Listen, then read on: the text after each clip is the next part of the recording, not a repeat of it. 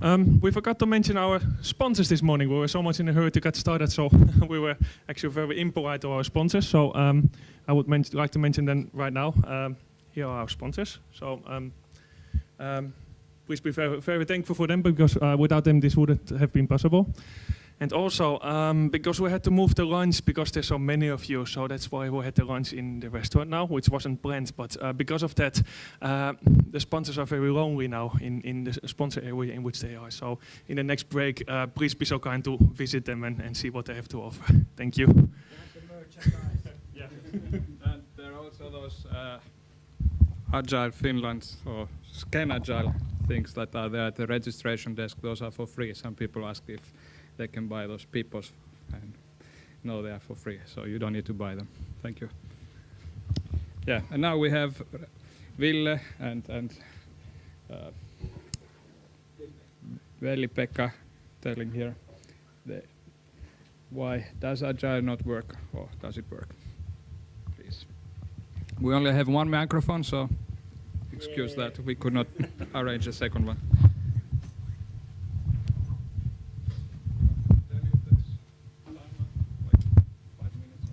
We have timer here.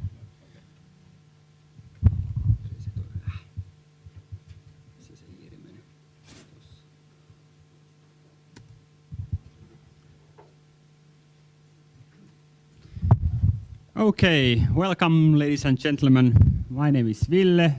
I currently work for Alma Media. It's for Finnish people. It's a company which makes some quite well-known newspapers such as Iltalehti, Kauppalehti, and tens of other papers. Cuts a lot of trees. I work in a unit which doesn't do anything on paper. It's all digital. Yay, trees are saved. So my background, what makes me good for the speech, I have managed myself as Scrum Master get myself obsolete, which is the thing which every Scrum Master should aim for. So you should remove yourself from the picture. Hello, my name is Veli-Pekka and I work as a software developer at Vincit. And I'm all-around Scrum guy and also patterns guy on my background. And Ville here is my big idol because he really get fired because he was such a good Scrum Master. And we met in last fall in a bar and discussed a little bit Agile and change experiences and so on. One common theme was that in many companies we have seen or worked at, people rant about that Agile doesn't work, and the title comes from that. And in this speech, we're going to explore a little bit why it doesn't, or does it?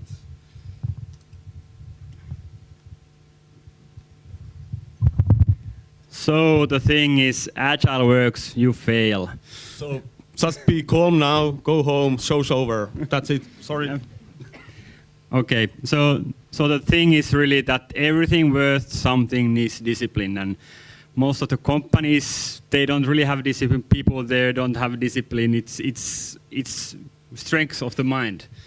Yeah, you don't win the Olympic Games if you don't practice for it. You need to train things thousands of hours, and it is really a discipline there, and you must feel the pain to gain some success.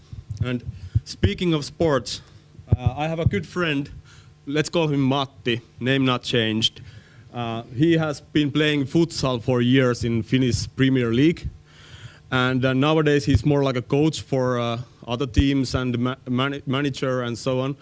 And he told me a story when he was at a hall and there was a second division team training, futsal training. And okay.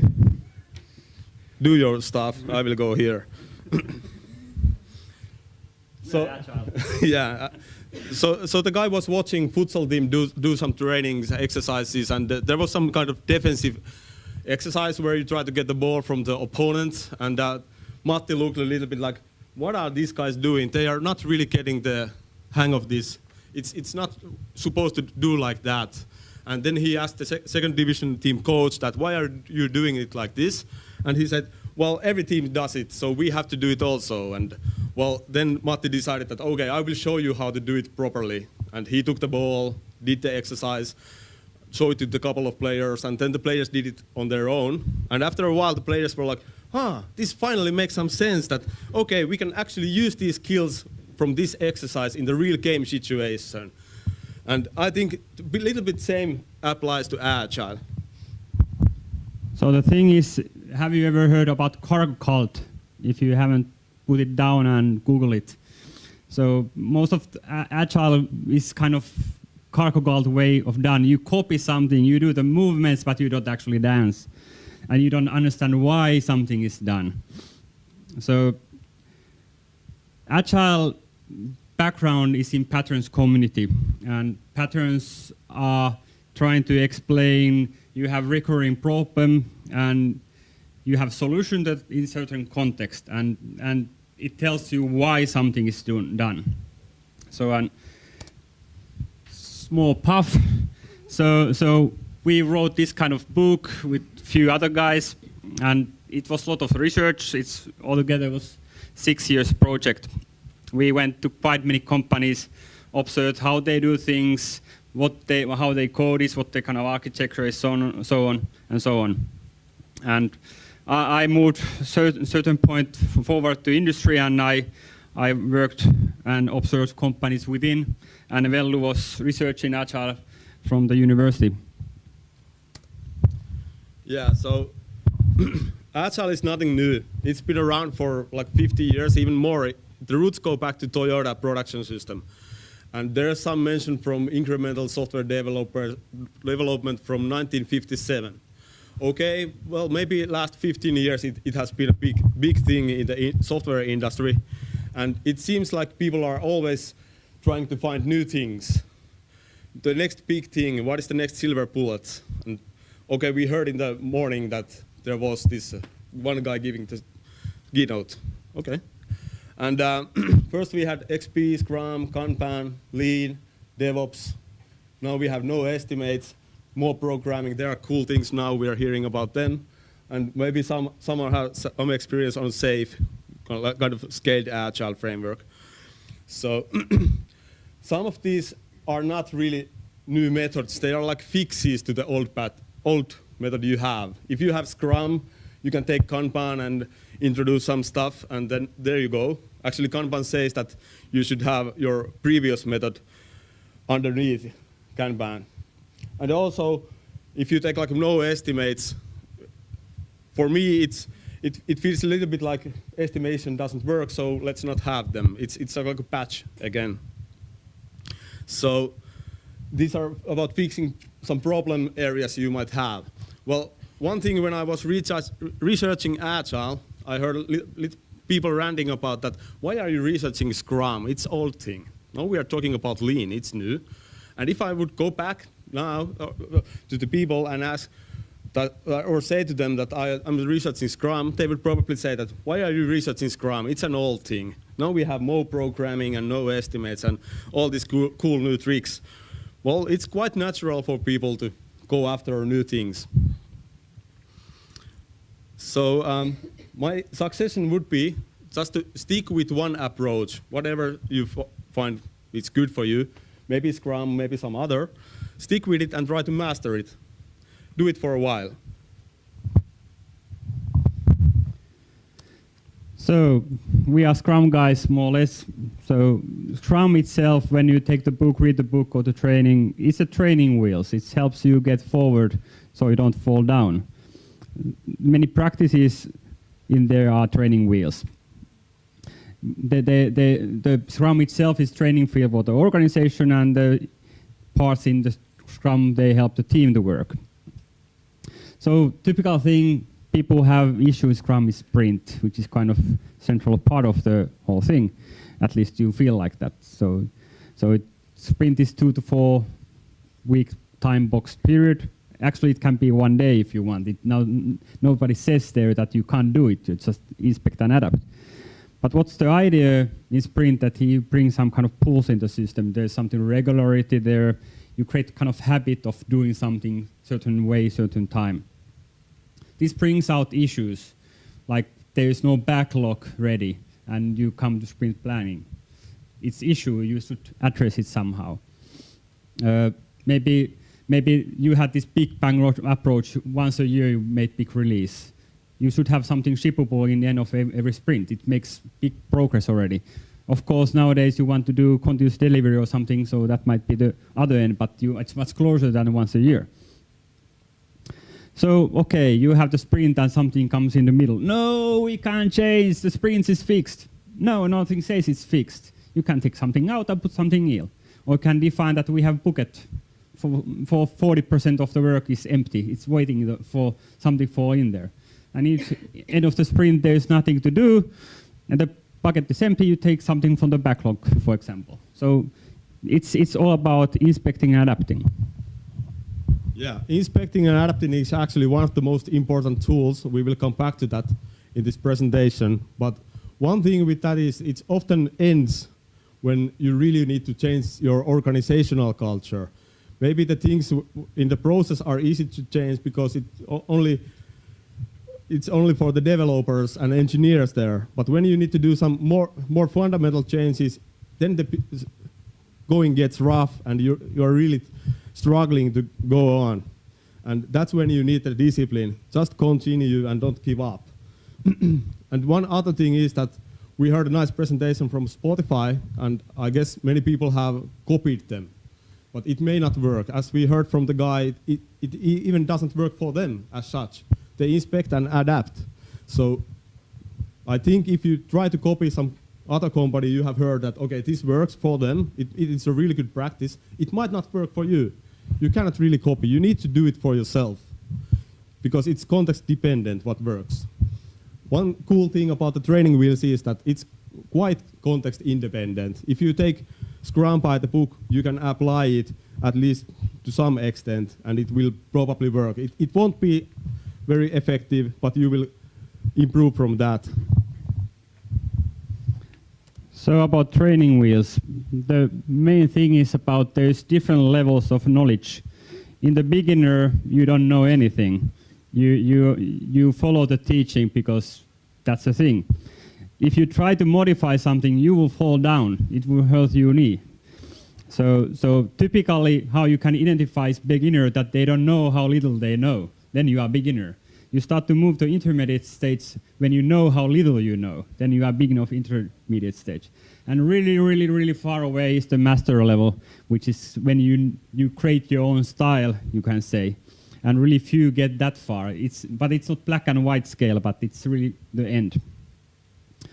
So okay, you start from beginner, you take by the book, you start to go forward, you feel the pain, you try things, you inspect and adapt. But you have to always lean on the teaching. Try to understand why something's done before you just to change it. If you change something and you don't understand why it's done, you're changing something, you don't know where you're going.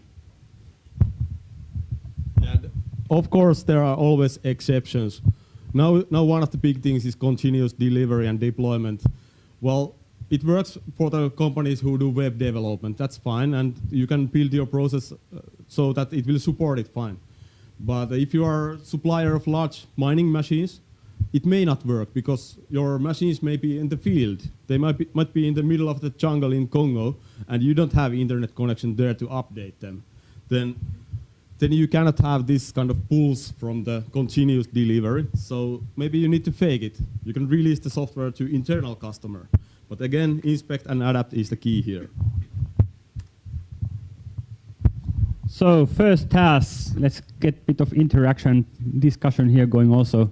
So discuss on daily stand-ups. There's 3 questions there. Do you have done dailies and then go forward? Just pair up. Few minutes.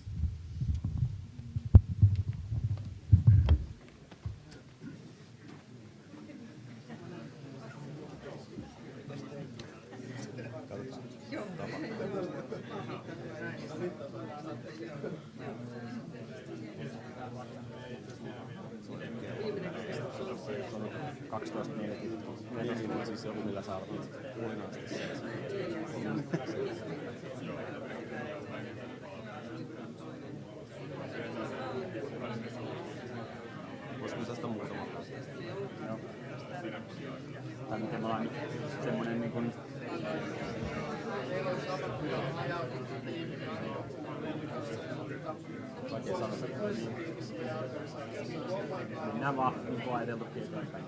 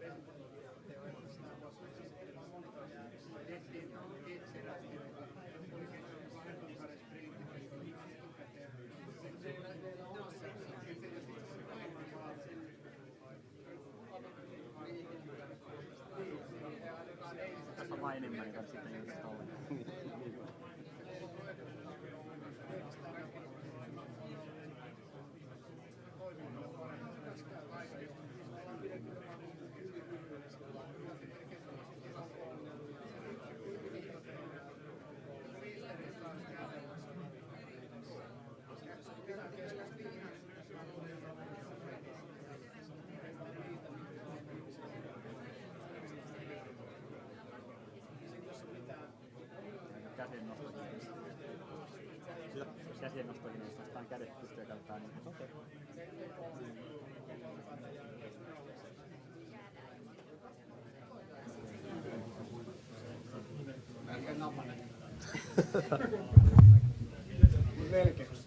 So, okay, I hope you got some discussion and conclusions. So now we are telling our answers to the solutions, so on. So the thing is, what people do wrongly in dailies is they make it status check meeting. It's not that. It's not about past. It's about future. What you are going to do next, and what's blocking you from doing it. That's what you should aim for. It's always about future, not the past.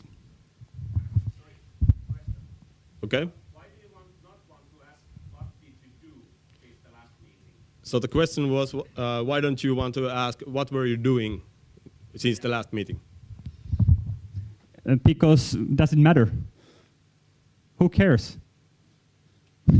You are focusing on the future. You should go always forward. Done is done. It's visible somewhere on the board or something. But you should, what do I go to do next to get something? So you think the original Scrum was wrong? Well, we can take this offline. So. Yeah, well, what happens in the daily meeting, it's like a mini sprint planning. It's what has changed since we planned this sprint. And if there are some problems that has emerged, we will deal with them, we will make them visible there, and we will plan what will be the tasks for the next 24 hours. And when we do it in front of information radiator. This is something that people forgot often, that they just gather around in a circle and talk to each other. But you should have actually the tasks visible somewhere, because people tend to forget that what task we have in this sprint. So it's good to have them there. You can do it in the front of Scrum board or display that shows the cards in a Trello or something like that. So typical thing for different teams is start using different tools for different problems. Tools are nice, they are shiny. Sometimes they are really shitty. You try them out and you take new tool. So tools fun. And the worst thing is you take communication tools. You distribute to people around the world or something, and then hey, let's talk with Indians with telephone. We can't understand what they are saying, but we are using distributed, and this is agile. And it just doesn't work. So when you think face-to-face works the best, try to start from there if you can. You should aim always for that one. Then the next thing, have the video if you can't have the face-to-face. If you go worse than that, telephone, chat, email, documentation, Jira, whatever, you're always going to fail. So you have to see the other person. I think that's the minimum level. Everything is easier when people are in the same room, and having some kind of distributed work system running, requires a lot of discipline, and really few people do have that discipline. And do you really want to go there, try it out? Not that, Ville, you had mocked all the tools. I have to say that not all tools are bad. They are not evil as per se. But if the tool is forced from the outside to the team, if someone requires you to use some reporting tool or some Scrum tool, it's typically a failure, because you cannot anymore affect it. if team chooses the tool for themselves, they probably feel that, okay, there is need for this tool. We really want to use this, and they find it useful. But if it's pushed from the outside, then it kind of stagnates the process improvement because you cannot get really rid of that tool if you need to. And sometimes some tools are so clumsy that they force you to use a certain process, and I think that's bad. So next exercise. This is from a real sprint from real team. It's 2-week sprint, 10 working days, as you can see. And maybe you can take a minute and discuss it with your neighbor. What is going on here? And if you were the scrum master of this team, what would you say to the team? What advice you would give? Okay? 1 minute. Discuss.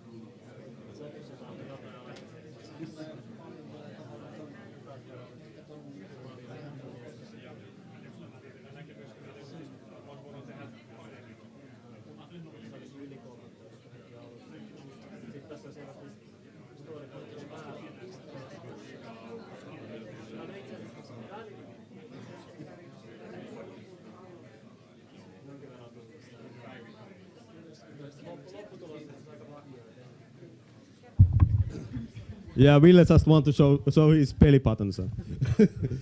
So, what's wrong with this team? What would you say to them? Any advice? There might not be nothing wrong with the team. It depends on how the new work is getting in and why the points are in progress still.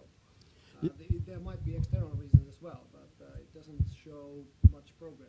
Okay, so there might be some external reasons that it might not be team's fault. New work just keeps pouring in somehow. Okay, there's Anta. But it seems that there are a lot of work going on since day one.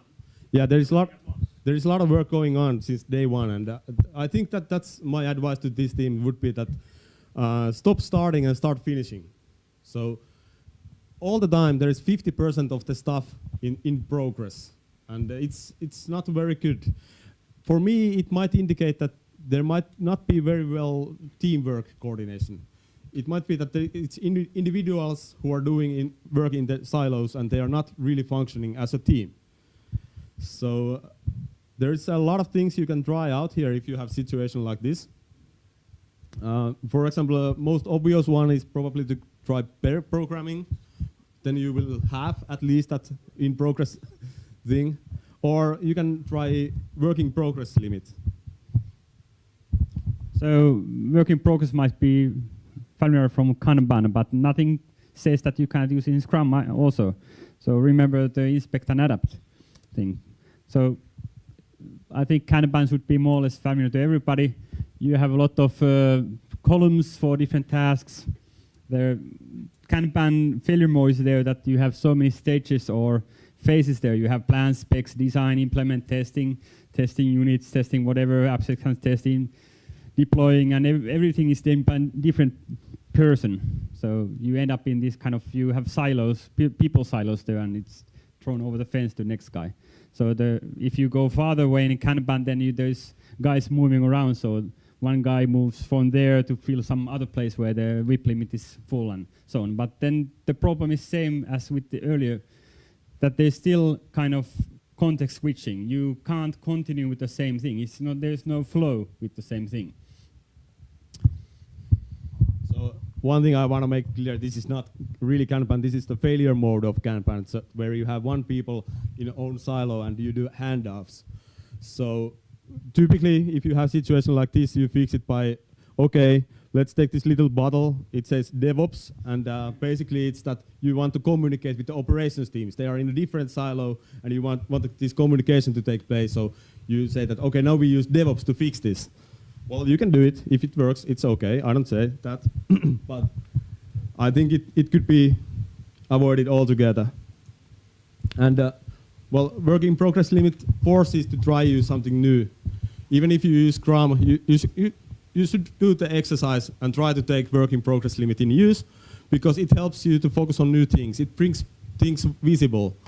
One of my colleagues used it in their team. They had a work in progress limit of 3, and I think there was 7 members in the team. So it immediately became clear that there was like one tester person who did only testing, and nobody really knew how to help him. So it was blocking the process. When you limit the work in progress, you will find these bottlenecks. And of course, you can try, for example, mob programming. Then you probably won't have silos at all. So everybody knows who is this guy? You don't know who is this? Well, it's a product owner. It's a beautiful idea that doesn't exist. And they're really, really rare to find in practice. Well, they do actually exist. I've seen many of them, but the thing is, they are rare because they live in only certain type of environments, like kind of English nut tree forest. You can find them only there at night time when the full moon is shining. It's about the environment. The companies don't support this kind of thing. The problem is called absent product owner. There might be somebody with title product owner, but they're actually sales guy, and they're selling the stuff or whatever. Their bonuses are tied to the selling, not being product owner. Or there might be some other manager which has to do some other thing. They are not there. They are absent. Yeah, and fixing this product owner problem is usually very hard because it's mostly organizational issues you have there. Well, one thing is that you can always train a good PO, well, product owner. Then you can get a good one. And well, what it needs discipline and practice. You invite product owner to sprint plannings, groomings, etc. Have him there. You ask, what is the next most important thing you want us to develop? And then the guy needs to prioritize. It's not anymore that everything is important, but you need to choose one. And to choose one, you need to do the homework. What the end user really wants. What is important for the end user, for the customer. And if you don't know that, you shouldn't guess, but you should go and ask the really end user, what would you like to have next? What is the thing bothering you with this system? And of course, sometimes product owner still fails. You don't get those enabling specifications. You have user story which has 2 words, setup menu, or something like that. It won't tell you anything what to implement. Then probably you need to quit your job. Sorry. That's the best option often. Just don't stay in the pain. So let's say that you have a product owner or you have a teach one.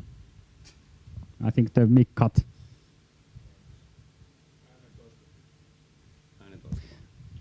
Should I continue or?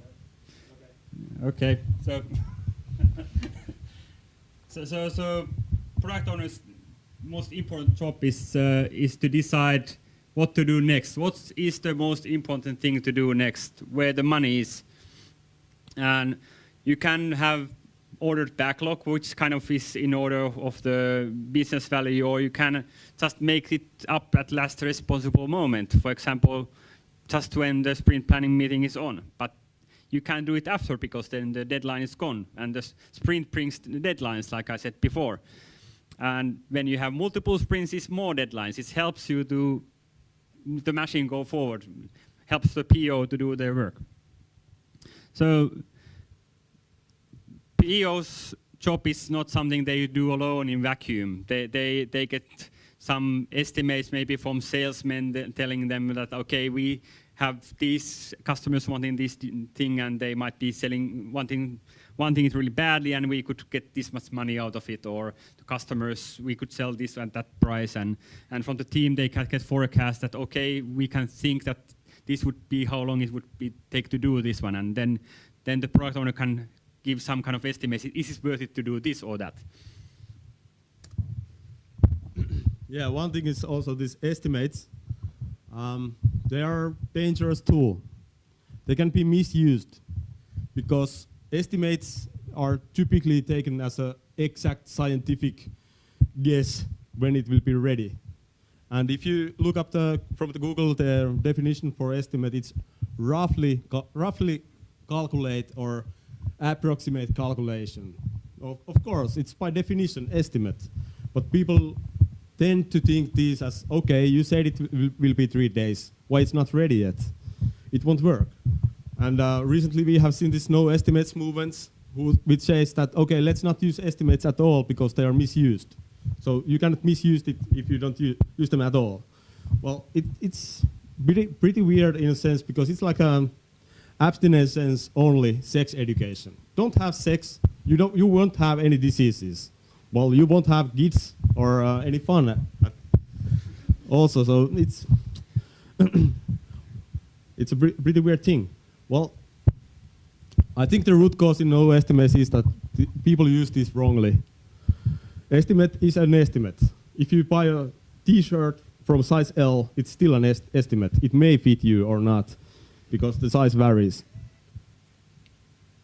So, for what its estimate's good for, I think it's for discussion.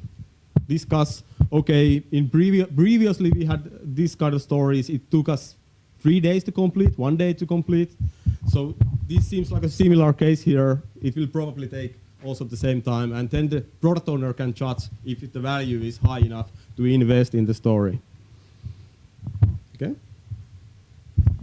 So basically, no estimate is kind of allergic reaction to badly functioning large organizations, which usually push down the points or time estimates, like this is a promise why you failed.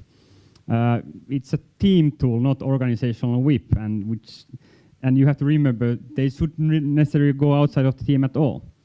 Okay, so we have these large sucking organizations. Maybe you have heard something called enterprise scrum, something which I tried to sell or train or practice or learn in there. Practice is just less and safe.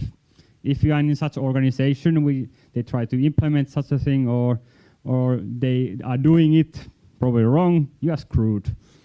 So because the thing is, all existing organizations, they are like pork cubes.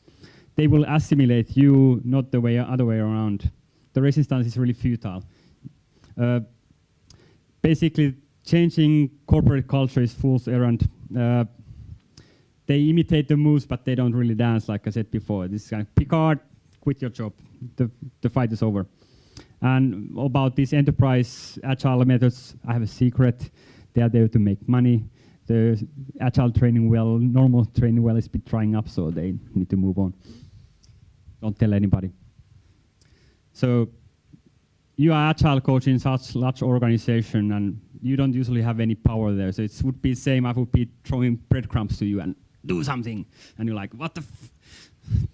People just get annoyed because you come and then destroy the good working system with bonuses and so on. Yeah, one sign of working in a pork cube is that if your organization is always preparing for potential risks, you are preparing for something that is not happening quite yet, you're probably in that cube then, and maybe you want to get out. And typically why people prepare for risk is that if the risk takes place, it happens, you cannot get rid of the consequence very easily. The structures in the organization are so stiff that it's really hard to change them once the change has happened. And it's also reflected in all kind of things. For example, if you say that, okay, our scope cannot grow anymore, so then you make just your estimates a little bit fluffy, put some air in there. So, okay, now we have good estimates, now we have good time to do something that we forgot to put up there, and you're hiding things. You're not making them visible as you should. And on the other hand, you have these organizations where you are preparing for the risks, but on the other hand, you have these agile organizations where you are doing the decisions at the last responsible moment. For example, when I started at Vincit, I was really stressed about why these people are so laid back. They're not really nervous about anything. We have this big thing coming, and we really should decide how to do it. And everybody was like, no, we will. Don't worry, we will do it. And 2 minutes before the decision was needed, it was made. Of course, it requires discipline to leave that decision to that last responsible moment. And it's kind of nerve-wracking, so you should have good nerves. So this is a familiar statue from Helsinki, and sometimes actually it would be beneficial to take some time off and just fix your process and make it a little bit better. Sometimes maybe the customer won't allow it. You would like to do something, but it will cost the customer, and maybe they see that it will delay the project on a short term, but in the longer term it would pay off. And there was one case where my colleague was making a such suggestion that the build process took up to 1.5 hours on his laptop. And he was suggesting that maybe we should fix this build process and we can make it very short. But the customer didn't see any value in it and said, no, we cannot do it. But the developer was a little bit stubborn, and he did the improvements by himself. Once he put the code to build, it took 1.5 hours, and then he had time to make process improvements to the build process. So eventually, the build process was down to 2 minutes from 1.5 hours. So there was a big improvement there, and the customer was really happy about it because there was 100 developers doing the same thing daily. So it really saved some time. But the product owner in this case didn't see the value there because these development tools, they don't provide value to the customer or to the end user. They provide value to the developer. So the big thing is that there's two types of quality. There is the internal quality and external quality. The external quality is the easy one. That's what the customer sees, the user interface or how fast the system works and so on. The internal quality is a bit trickier because that's what the developers see. Or, well, they don't actually see it because when we talk about code, you can see editor, but architecture is something that's really hard to see. But you can feel it, how easy it's to do things. If you bring in new developer, can they start doing something in 1 day? If they can't, you have something in there already. The quality is not so good as it could be. So it's about slowing you down different ways. The architectural depth makes you slow in adding new features. Depth in tools makes you slow, for example, in building. And there's all these things which are inside the internal quality area. So what you need to do is you have to have some slack in the process, some kind of free time. Don't fill it up with everything. So then you can be like a timberman. They take a break and then they sharpen the axe and they go cutting tree again. You have to have something of that free time to do that kind of fixing and making better. And it's just, if you don't have that, you will have problems later on. So sometimes, like I said before, you get a tool from outside which you are forced to use. And if you have this kind of situation, you can't fix it. It comes depth for you without you asking. So how do you improve internal quality then? Well, the most important tool is retrospective. This is a picture from one of our retrospective. Retrospective is about finding the places where you can do some improvements in your process and how to make your internal quality better.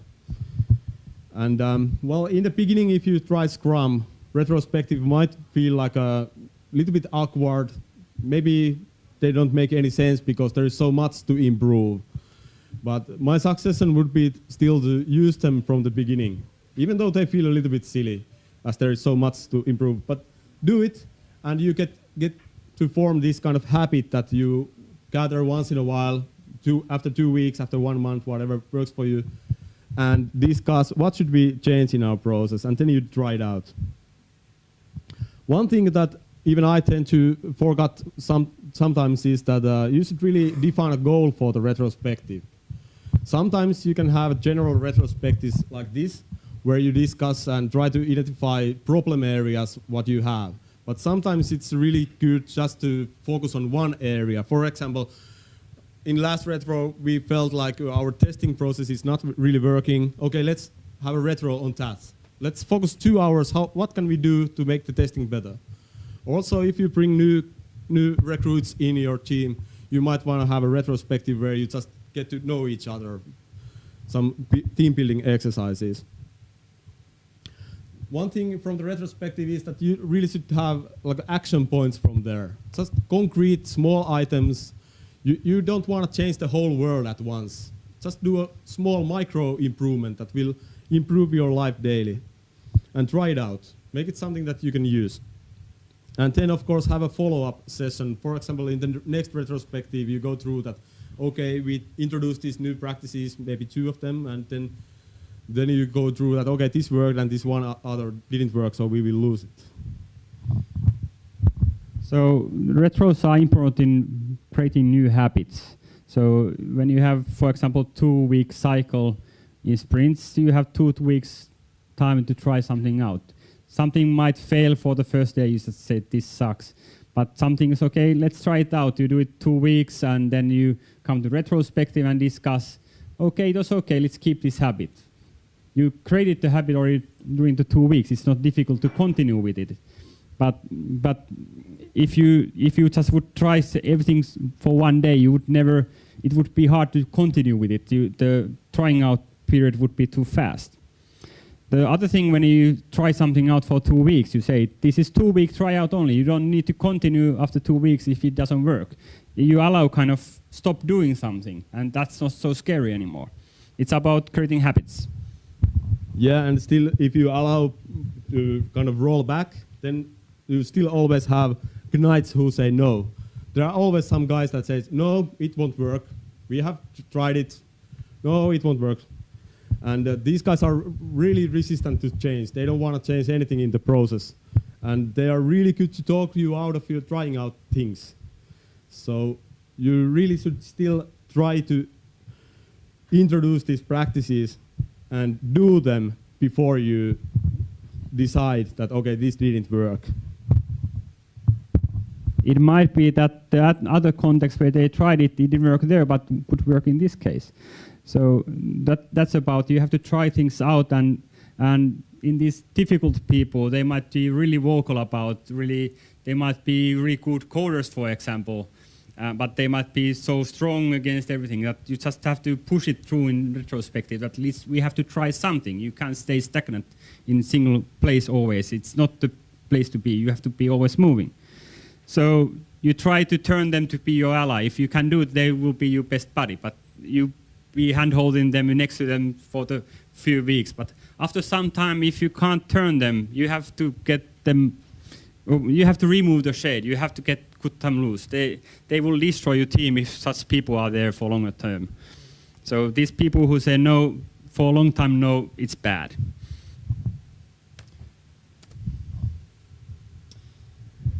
So one thing when you do changes and even normal work, you have to make things visible. So if you have some retrospective ideas, you put them visible somewhere that this is worked on or this is what we try out. Same thing is if you are working on something, it should be visible what we are working on. And it should be also, the way of working should be visible also. So if you have task board, for example, if you have tasks as post-its, they should really move on the board. The board shouldn't look the same 2 days in a row. You don't see the movement. You don't see how the work is done there. So actually, when you move post-it from one column to the other column, your brain will release hormone called dopamine, which is reward-motivated behavior hormone. It makes you feel good. It's a simple thing. And when you kind of condition yourself moving to things, you get happy. Yeah, well, one example of this anti-visibility is many times you have these bug tracking systems, Bugzilla and so on, and you are collecting bugs there. Look, Will, I have a collection of 600 bugs. Great for you. But it's not very visible that we have 600 bugs there. I would say that if you encounter a bug, you either fix it or you put it on the backlog, and there it is. Or you decide, okay, this is not a bug, you throw it away. And you don't need tracker for that. You have backlog already. So it's nonsense. But often, like we heard in the morning in the keynote, you want to have this kind of meters for the management, that we have 600 bugs, we have 10,000 days of technical depth. And it doesn't make any sense to me. Well, it's visibility, yes, we have 600 bugs, yesterday, today we have 650, so stop coding. It doesn't make any sense. I think visibility, it's about actionable items that the team owns, teams can perform and do. Okay. You might have heard about an article called "There's no silver bullet." There is no silver bullet. You have to just stick with your gun somewhere and try it out. If you jump all over, it doesn't protect you any better than any other shield you can have. You just have to keep doing it. First, you start with training wheels. You have to understand what you are doing. Don't jump and start modifying things before you understand why they are done like they are. Yeah, and don't give up. Practice makes perfect. You need to practice, practice, practice, and have discipline there. Don't take shortcuts. Because if you take shortcuts, you are probably entering the comfort zone, and you will be happy with it, and okay, it works, but you are not making any progress. It's always nice to have some progress and make things a little bit better. So, we will conclude that there is no silver bullet still, and if you need job, contact me. With the slides, we will release kind of links to patterns which are some basis of this speech. So they will come later.